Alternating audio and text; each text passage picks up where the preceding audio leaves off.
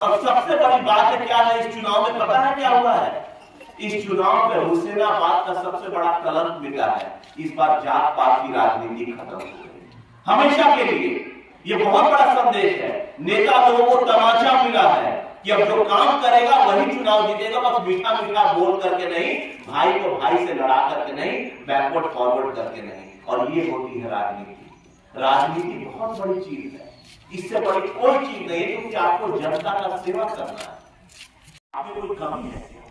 अरे गांव में हरियाणा के लोग, पंजाब के लोग, वहां के गांव के बच्चे आईएएस बन रहे हैं, क्रिकेटर बन रहे हैं, आगे बढ़ रहे हैं, क्योंकि वहां पर इंफ्रास्ट्रक्चर है, वहां फैसिलिटीज है जो हमारे यहां बिल्कुल नहीं। क्या करेगा नौजवान?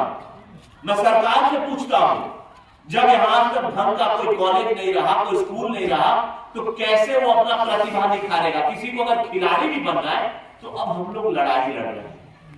मुझे ये सब चीज देना है कि कम से कम तक भविष्य खराब ना हो। और जहां तक अभी आप लोगों ने जो डिमांड दिया है मैं उस पर भी आऊंगा, मैं उस पर भी बात करूंगा, लेकिन अब समझने की जरूरत है हम लोग एक लंबी लड़ाई लड़ रहे हैं। और इसलिए लड़ रहे हैं क्योंकि हम लोग बहुत पीछे हैं। मुझे किसी दल से कोई आपत्ति नहीं है, मुझे किसी नेता से कुछ नहीं बोलना है, लेकिन अब जो पिछले कितने सालों से हुसैनाबाद की जनता को ठगा जा रहा था, इसको बंद करना है। और बंद इसलिए करना है कि जैसे ये पीढ़ी बर्बाद हो गई बेचारा बिना किसी शिक्षा के अभाव में, कल ये लोग बर्बाद ना हो जाए। और मुझे आप लोगों का साथ चाहिए और आपका साथ मिलेगा। मैं वादा करता हूं कि हुसैनाबाद के मिट्टी पे जो सबसे बड़ा कलंक लगा है, जो यहाँ का सीमेंट फैक्ट्री बंद हो गया, क्या आपने सुना है? 5000 लोगों के घर का चूल्हा जिस चीज से जलता था, पूरे झारखंड बिहार में एक सीमेंट फैक्ट्री ऐसा नहीं था जो यहाँ पर था, उसको भी बंद कर दिया गया।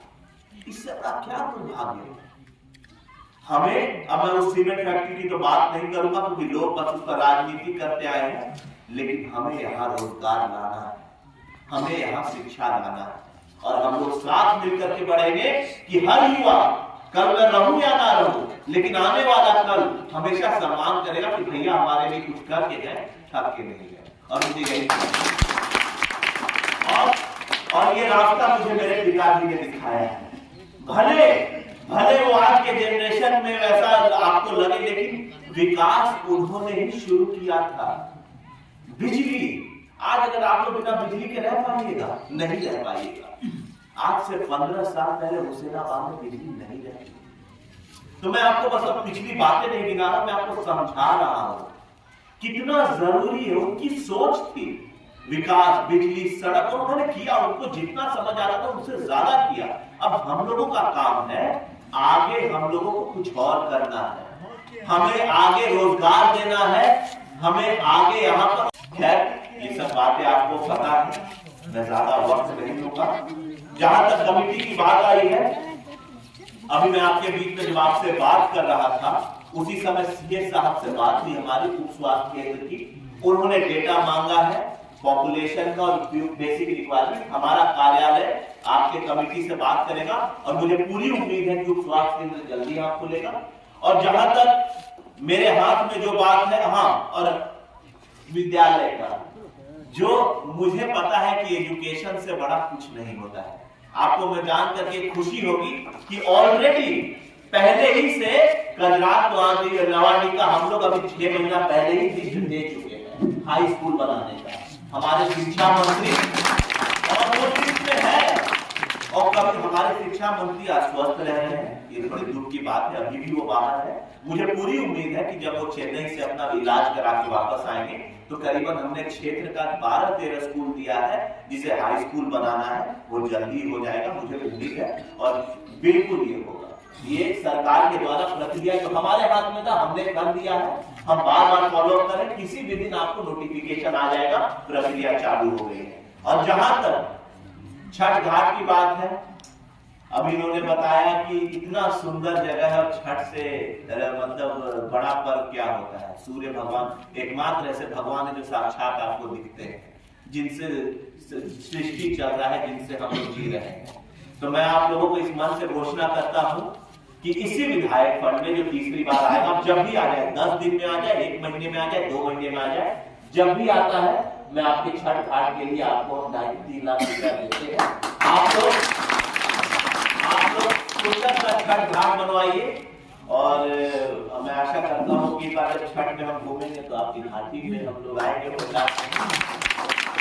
और ये वही घोषणा है जो मैं करता हूँ, मतलब आप लोगों को पिछली बार घोषणा करके गया था, ये बन गया।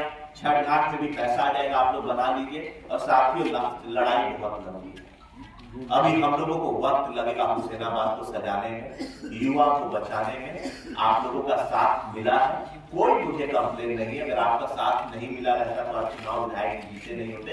अब हम जीत गए हैं, मेहनत करना है। आप खुद सोचिए ना, चुनाव में तो अभी 2-2.5 साल है, हम क्यों यहाँ आए हैं?